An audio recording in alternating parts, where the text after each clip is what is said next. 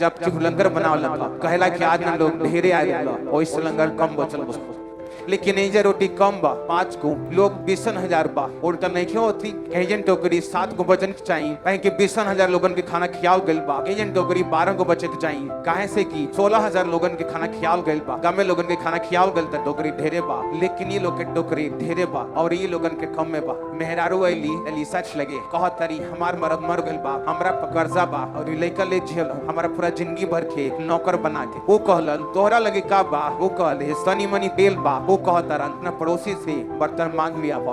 और परमेश्वर कहता रहे तोरा हाथ में का बा, कैसे कि बड़ी लोग खाली हाथ प्रभु के पास चल जाला और ये परमेश्वर देखा तरह और ये कहा तरह कौन चीज पर आशीष दी, तोरा खाली हाथ पर आशीष दी। परमेश्वर कहता रहा हम ये लोगन के रोटी खियाल चाहता, लेकिन पहले पता करल कि ये लोगन के लगे का बा। वो कहता लो 5 गो रोटी बा। परमेश्वर कहता ले आवा हम वही चीज पर आशीष देम और बढ़ा।